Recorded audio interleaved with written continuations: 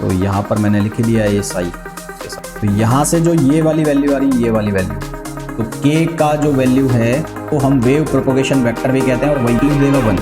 तो यहाँ से हमारे पास p की जो वैल्यू आ जाएगी वो 0 आ जाएगी। अगर मैंने ये वाली बाउंड्री कंडीशन यूज कर दी x बराबर a पर potential in one dimensional box, 1D, आप 1D भी बोल सकते हैं ना। इसमें इस तरह का एक डायग्राम बनता है, हालांकि आपको रिजल्ट याद रखना है पर फिर भी मैं आपको बता रहा हूँ इसमें होता क्या है। तो हमारे पास इस तरह से दो वॉल्स बनाई जाती हैं, वन डायमेंशनल बॉक्स बना रहे हैं हम, वन डायमेंशनल बॉक्स का मतलब है केवल एक डायरेक्शन होगी इसकी, और ये जो डायरेक्शन है इसको मैंने बोल दिया a। क्या बोल दिया? a, यानी कि दोनों वॉल्स के बीच की डिस्टेंस है a। कंडीशंस लगा दी हमने कुछ। क्या कंडीशन लगाई? यहां पर है x बराबर 0 और यहां पर है x बराबर a। जब मैं x बराबर 0 की बात कर रहा हूं तो यहां पर पोटेंशियल इनफाइनाइट है और यहां पर भी पोटेंशियल इनफाइनाइट है। ये है x लेस देन 0 और ये है x ग्रेटर देन 0। अब हमारे पास कुछ कंडीशंस लगाई हुई हैं। कंडीशंस क्या हैं कि पोटेंशियल की वैल्यू 0 है। कब है? जब x लाई कर रहा है 0 से और a के बीच में, ये बाउंड्री कंडीशंस है। और पोटेंशियल की जो वैल्यू है वो है इनफाइनाइट। इनफाइनाइट कब है? जब जो x है वो लेस देन इक्वल्स टू 0 है और x की value greater than equals to a है। कुल मिलाकर इसके पहले इधर इनफाइनाइट, इधर इनफाइनाइट और इसके बीच में जो पोटेंशियल है वो 0 है। ये बाउंड्री कंडीशंस हमें लगा के दी हुई है। और जो ये आपको ब्लैक कलर में लाइंस दिख रही हैं इनको बोलते हैं पोटेंशियल वॉल। इनको क्या बोलते हैं? Potential wall. ये भी और ये भी, ये दोनों क्या है? पोटेंशियल वॉल है। ये जो बाउंड्री कंडीशन है, ये बाउंड्री कंडीशन हमें कहाँ लगानी है? जो हमने श्रोडिंगर इक्वेशन लिखी है टाइम इंडिपेंडेंट वाली, उस टाइम इंडिपेंडेंट वाली श्रोडिंगर इक्वेशन में हमें इस बाउंड्री कंडीशन का यूज करना है। जैसे कि मेरे जो श्रोडिंगर इक्वेशन लिखी हुई है वो क्या है? टाइम इंडिपेंडेंट वाली, टाइम इंडिपेंडेंट श्रोडिंगर इक्वेशन।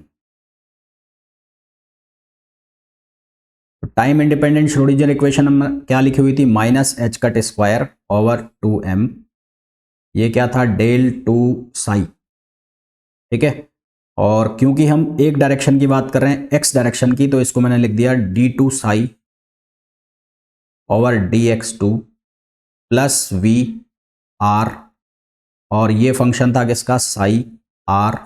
और यहां क्या लिखा हुआ था? e psi R. ये हमारे पास इक्वेशन थी।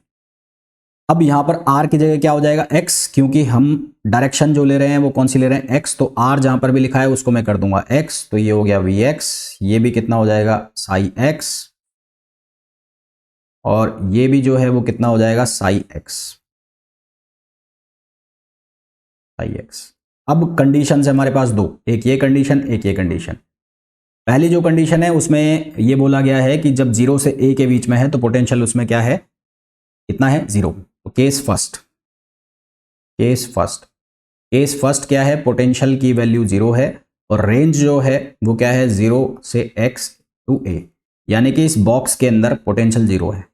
पोटेंशियल को अगर मैं 0 करूं तो हमारे पास इक्वेशन बन रही है minus H cut square over 2m, और ये हो गया del two psi over del X two equals to, ये साई एक्स भी आएगा यहां पर, साई एक्स इक्वल्स टू ये क्या हो जाएगा? ई साई एक्स। तो यहां से जब हम इन दोनों इक्वेशंस को रीराइट करते हैं तो ये लिखा जाएगा d2 psi over dx2 plus, इसको लिखा मैंने 2me upon H cut square, और ये हो गया साई और x। ये इस तरह से लिख लिया। ठीक है, एक मिनट रुकना, इसको यहां से हटाओ।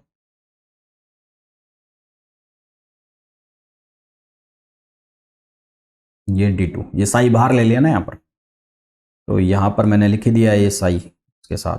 ठीक है, यहाँ पर बाहर ले लिया। तो यहाँ से जो ये वाली वैल्यू आ रही है, ये वाली वैल्यू, इस वाली वैल्यू को हम कंसीडर करते हैं k। k का मतलब होता है वेव, हाँ लिख दिया, सही लिख दिया। तो k का जो वैल्यू है उसको हम कंसीडर करते हैं 2me over h cut square. इसको हम वेव प्रोपोगेशन वेक्टर भी कहते हैं और वही है ये, और ये हमारे बहुत काम का है, मोस्ट इंपॉर्टेंट। मोस्ट इंपॉर्टेंट, के की वैल्यू 2me/h², आगे जाके ये आइगन वैल्यू भी बनेगा। जो ये डिफरेंशियल इक्वेशन बन के आई, ये एक डिफरेंशियल इक्वेशन बन के आ गई। कौन सी डिफरेंशियल इक्वेशन बन के आ गई? ये आ गई हार्मोनिक, है ना। ये इक्वेशन जो बन के आ गई, ये इक्वेशन सिंपल हार्मोनिक इक्वेशन बन के आ गई। तो ये क्या आ गई? d2 psi x over dx2 del x2 plus k square psi x equals to 0। तो ये एक डिफरेंशियल इक्वेशन बन गई है, ये बन गई है डिफरेंशियल इक्वेशन। और डिफरेंशियल इक्वेशन का जो सॉल्यूशन होता है, सॉल्यूशन ऑफ डिफरेंशियल इक्वेशन, ये जो है डिफरेंशियल इक्वेशन तो है ही, साथ में ये क्या बन गई? Simple harmonic motion. Differential equation, और कौन सी डिफरेंशियल इक्वेशन है ये? Simple harmonic motion.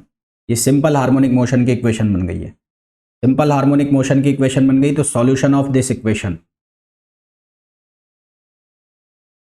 इस सॉल्यूशन, इसका सॉल्यूशन क्या होगा? phi x equals to a sin kx plus b cos kx। इसका सॉल्यूशन, स्टैंडर्ड सॉल्यूशन ये लिखा जाता है, a sin kx plus b cos kx, जहां पर a और b क्या होते हैं? कांस्टेंट होते हैं।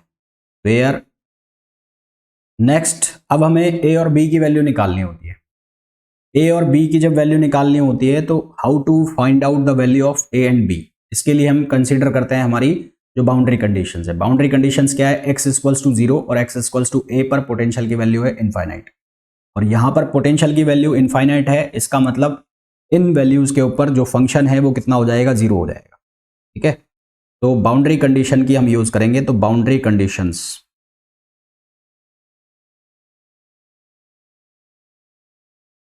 बाउंड्री कंडीशंस क्या है हमारे पास कि पोटेंशियल इक्वल्स टू इनफाइनाइट, कहां पर? x बराबर 0 and x equals to a, x equals to 0 और x इक्वल्स टू a पर पोटेंशियल है infinite.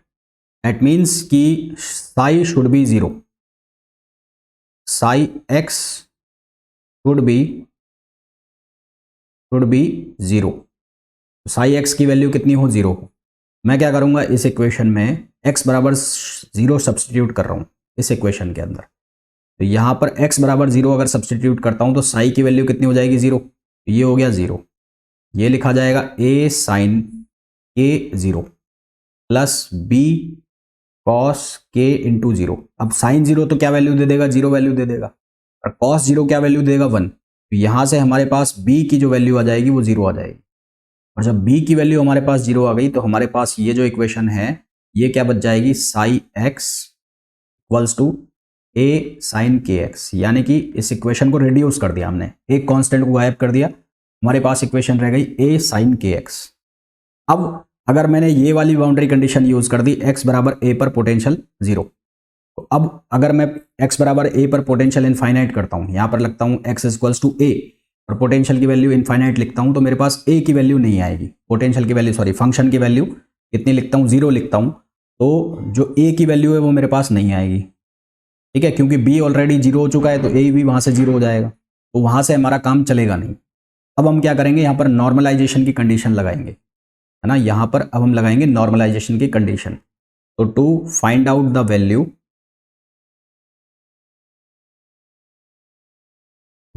Of a, we use the condition of normalization, condition of normalization। और नॉर्मलाइजेशन की बात करें तो उसकी क्या कंडीशन है? Minus infinite to infinite psi और psi star d tau equals to 1।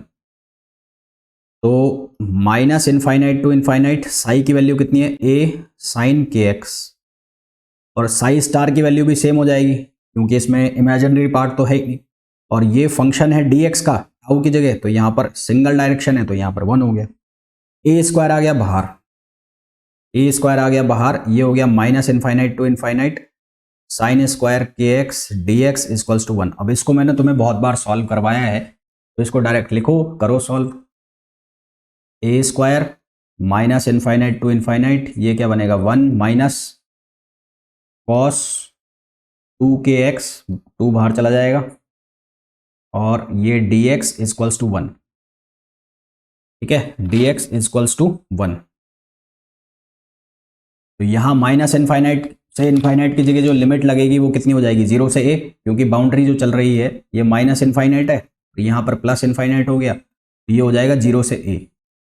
तो लिमिट जो चेंज करके मैं कितनी लिख दूंगा, 0 से a, यहाँ लिख देता हूँ नेक्स्ट में, a स्क्वायर अपॉन 2, 0 से a, 1 minus cos 2kx dx equals to 1। तो पीछे वाला टर्म तो हो जाएगा 0, और हमें यहाँ से वैल्यू मिलेगी a स्क्वायर अपॉन 2, और ये मिलेगा a इक्वल्स टू 1। इसको हम सॉल्व करेंगे तो यहाँ से a की वैल्यू आ जाएगी हमारे पास a अपॉन रूट 2, नहीं 2 अपॉन रूट a।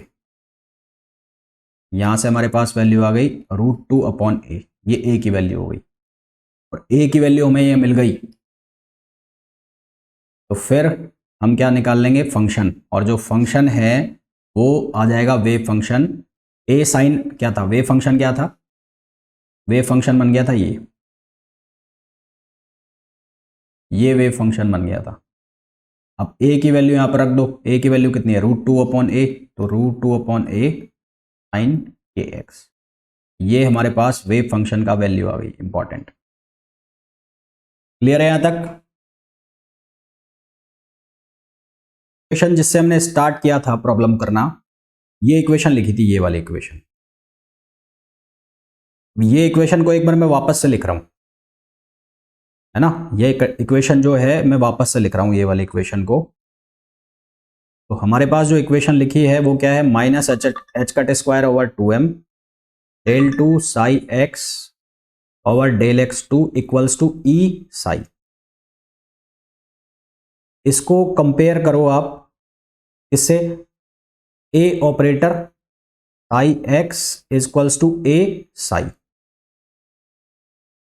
तो हमने जब ऑपरेटर्स पढ़े थे या आइगन वैल्यू आइगन फंक्शन पढ़े थे, तो ये तो हो गया आइगन फंक्शन, ये तो हो गया आइगन फंक्शन, और ये हो गई आइगन वैल्यू,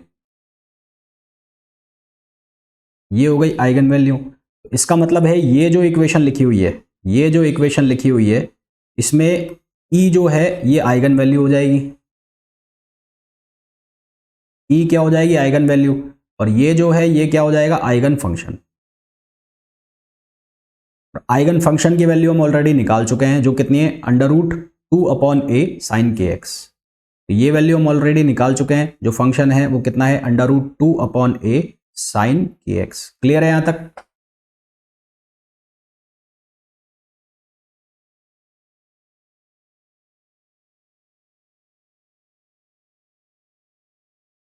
और जो यहाँ ऑपरेटर है, ऑपरेटर, वो ऑपरेटर कौन सा है, Hamilton's operator, Hamiltonian operator.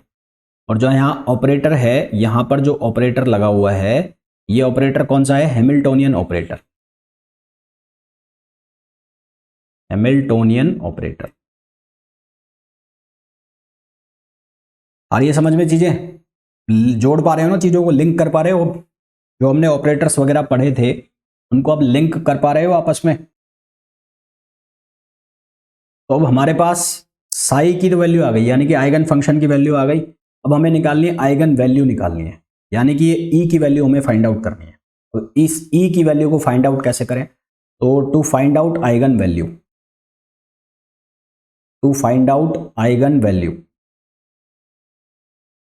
Eigen value को फाइंड आउट करने के लिए मैंने इस वेव फंक्शन को लिखा, psi equals to 2 upon A sine के एक्स। ठीक है, ये लिख लिया। बाउंड्री कंडीशंस जो मैंने लगाई थी यहां पर, मैंने आपको बताया था कि x इक्वल्स टू ए पर भी पोटेंशियल कितना है, इनफाइनाइट, और वहां पर फंक्शन कितना होना चाहिए, 0।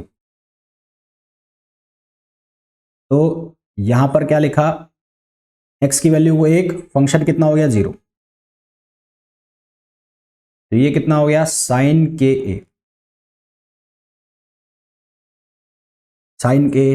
ठीक है, अब साइन 0 कब हो सकता है, जब साइन की वैल्यू n पाई हो। भाई साइन जो है वो 0 कब हो सकता है, जब फाई की वैल्यू कितनी हो, n पाई। यानी कि ट्रिग्नोमेट्री आइडेंटिटी जो इसको बैलेंस करेगी, ट्रिग्नोमेट्री आइडेंटिटी,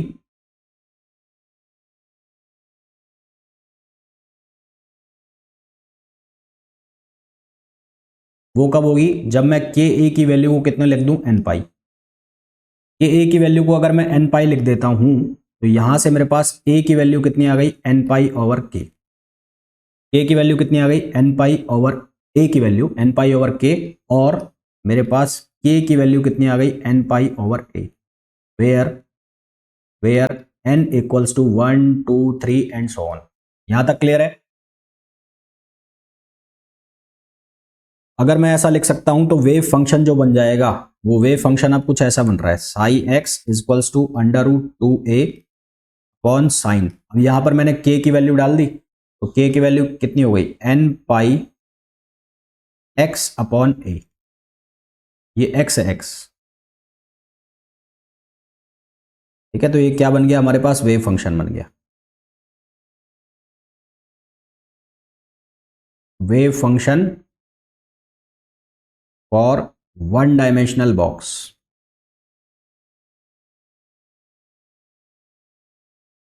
ये वन डायमेंशनल बॉक्स के लिए वेव फंक्शन बन गया। कंडीशन आ गई हमारे पास, के ए इक्वल्स टू एन पाई। इस इक्वेशन को यूज कर लिया मैंने, किसको, के ए इक्वल्स टू एन पाई को। तो नाउ यूजिंग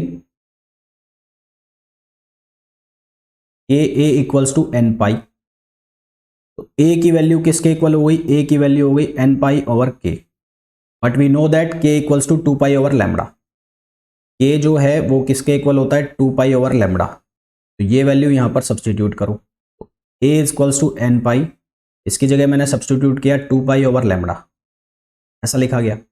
पाई से पाई कैंसिल हो गया, तो यहां वैल्यू बन गई एन लैम्बडा ओवर 2। इसको अलग भी लिख देता हूं मैं, क्या बन गया, एन लैम्बडा ओवर 2। यानी कि वन डायमेंशनल बॉक्स के लिए अगर उसको वेवलेंथ में उस बॉक्स की विड्थ लिखें, तो width of one dimensional box, 1D box in the form of wavelength, in the form of wavelength, wavelength के फॉर्म में अगर इसकी विड्थ हम लिखें, तो एन की वैल्यू 1 2 3 एंड ऐसे चल रही है, तो ए की वैल्यू कितनी आएगी, लैम्बडा बाई 2, फिर दूसरी वैल्यू कितनी आएगी, लैम्बडा, फिर कितनी आएगी 3 लैम्बडा बाई 2, फिर कितनी आएगी 2 लैम्बडा, ठीक है। इस तरह से वैल्यू आएगी। अच्छा, अब मैंने आपको ये बताया था जब हमने बात की थी इसकी ब्लैक बॉडी रेडिएशन की, मैंने वहां पे आपको बताया था कि टू नोड्स, दो नोड या दो एंटी नोड के बीच की जो डिस्टेंस है वो लैम्बडा बाई 2 होती है। दो नोड या दोनों एंटी नोड के बीच की जो डिस्टेंस है वो लैम्बडा बाई 2 होती है। ये कब आया, जब मैंने एन की वैल्यू रखी 1। ये कब आया, जब मैंने एन की वैल्यू रखी कितनी, 2। ये कब आया, जब मैंने एन की वैल्यू रखी 3। तो दो कंटिन्यूअस नोड के बीच की जो डिस्टेंस है वो कितनी है, लैम्बडा बाई 2। तो अगर मैं एन बराबर 1 रखता हूं, तो जो तुम्हारा बॉक्स बन रहा है वन डायमेंशनल बॉक्स, उसमें जो इक्वेशन बनेगी वो ऐसी बनेगी, ये ठीक है। एन बराबर कितना हो गया, 1। एन क्या हो गया, नंबर ऑफ मोड्स। अब आपको कुछ कुछ चीजें ध्यान आ रही होगी, याद आ रही होगी, जो मैंने आपको इसमें बताई थी, ब्लैक बॉडी रेडिएशन के केस में बताई थी। तो ये एन का मतलब क्या हो गया, नंबर ऑफ मोड्स। एन बराबर 2, मतलब ऐसे कितने लूप बनेंगे, 2 लूप बनेंगे जब मैं एन बराबर 2 की बात करूंगा। तो ऐसे कितने लूप बनेंगे, 2, एक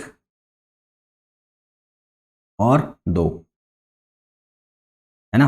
और जब मैं बात करूंगा एन इक्वल्स टू 3, तो कितने लूप बन जाएंगे, ऐसे 3 लूप बन जाएंगे, इक्वल्स टू एन पाई ना। वापस से मैं इसी इक्वेशन को यूज कर रहा हूं, के ए इक्वल्स टू एन पाई, के ए इक्वल्स टू एन पाई। तो के जो है इसकी वैल्यू हमने लिखी थी, ये यहां पर लिखी हुई है मेरी, k square equals to 2 me over h cut square. और मैं यहां पर ये बोल रहा हूं कि ई जो है वो आइगन वैल्यू है, ई इज आइगन वैल्यू। तो अब मैं इस इक्वेशन का यूज कर रहा हूं, k square equals to 2me on h cut, है ना। ये लिखा हुआ है ना मैंने, एच कट स्क्वायर है, एच कट आएगा, एच कट, हाँ एच कट स्क्वायर है, सॉरी, एच कट तो रूट के बाहर चला जाएगा ना। तो ये एच कट स्क्वायर है और के की वैल्यू कितनी बन जाएगी, √2me power h cut. But we want to find out the value of E. हमें किसकी वैल्यू निकालनी है, ई की वैल्यू क्यों निकालनी है हमें, क्योंकि E is the eigen value. तो हमें ई की वैल्यू निकालनी है, तो ई की वैल्यू यहां से निकाल लेंगे, ट्रांसपोज कर दो इसको ट्रांसपोज करोगे तो क्या बनेगा, ये बनेगा के square H cut square over ये क्या बन जाएगा 2m, के square H cut square over 2m। But the के इज इक्वल्स टू n पाई। के किसके इक्वल है, n पाई के इक्वल है। तो यहां से के ई की वैल्यू के कितना हो जाएगा n पाई ओवर a, तो ये हो जाएगा n square pi square H cut square और a आ गया, a का मतलब है विड्थ ऑफ बॉक्स, a का मतलब है विड्थ ऑफ बॉक्स, तो ये बन जाएगा 2ma स्क्वायर। ये क्या आ गई, ये आ गई eigen value of one dimensional box, particle in one dimensional box. ठीक है, eigen value of particle in one dimensional box.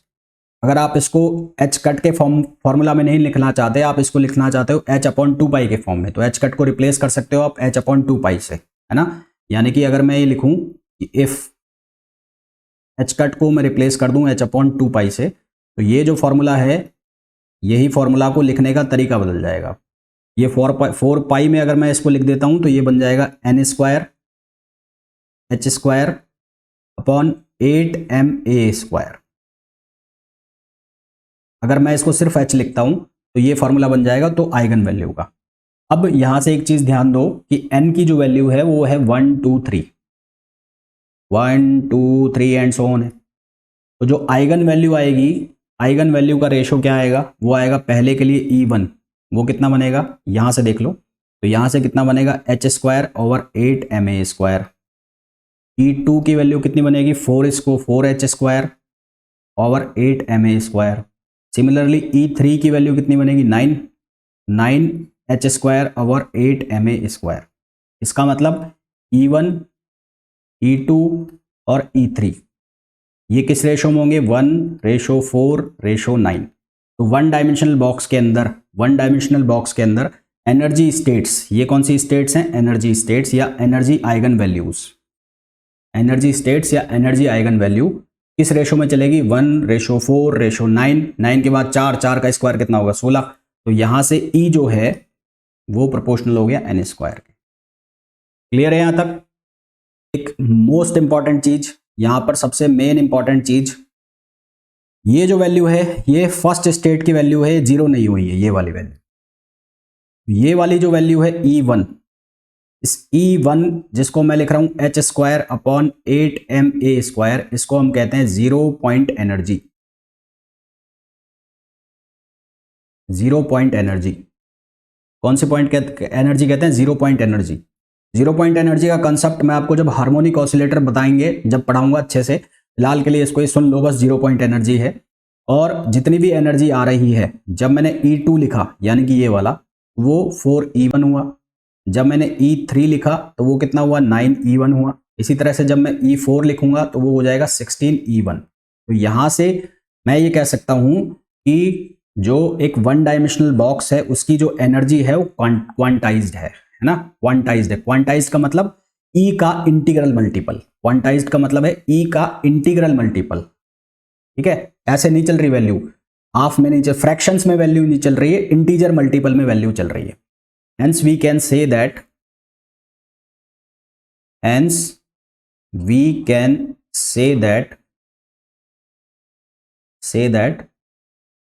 Energy of one, मैं नेक्स्ट लाइन में लिख देता हूं, है ना यार, नेक्स्ट पेज पे लिख देता हूं।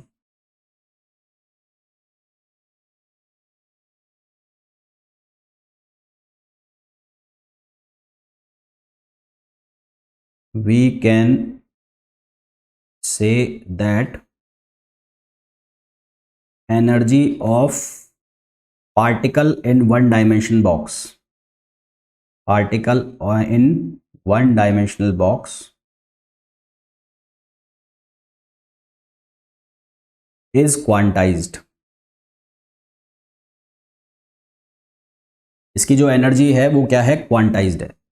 अब ये छोटे छोटे से क्वेश्चन निकल जाएंगे। छोटे छोटे से क्वेश्चन में क्या निकल जाएंगे कि which one of the following statement is correct for particle in one dimensional box. तो वहां पर आपको पूछ लिया जाएगा कि एनर्जी क्वांटाइज्ड है, दूसरा ऑप्शन होगा नहीं है, तीसरा कुछ ऑप्शन होगा, चौथा कुछ ऑप्शन होगा। फिर आपसे पूछ लिया जाएगा कि इनकी जो एनर्जी स्टेट्स है उनके रेशो बताओ। फिर आपसे पूछ लिया जाएगा कि एक पार्टिकल जो है वो वन डायमेंशनल बॉक्स में उसकी 0 पॉइंट एनर्जी क्या होगी। तो 0 पॉइंट एनर्जी कितनी हो गई, h²/8ma²। अच्छा, ये तो h² के फॉर्म में है। यहाँ ध्यान रखना ऑप्शन में h कट भी हो तो फिर वो h कट के अकॉर्डिंगली फॉर्मूला चेंज हो जाएगा, उस चीज को ध्यान रखना। फिर आपसे पूछ लिया जाएगा ये जो k है वेव प्रोपोगेशन वेक्टर ये क्या है। फिर आपसे पूछ लिया जाएगा आइगन वैल्यू क्या होती है। तो आइगन वैल्यू इसमें क्या है, E है। फिर ये a और लैम्बडा का रिलेशन आ गया। तो a और लैम्बडा का रिलेशन किस तरह से आया, n λ/2, जो कि मैंने आपको ब्लैक बॉडी रेडिएशन में भी बताया था। फिर यहाँ पर जो वन डायमेंशनल बॉक्स है उसकी वेव फंक्शन क्या बन रही है, √2/a साइन ये n है, n साइन n पाई x/a, ये n है, n है ना।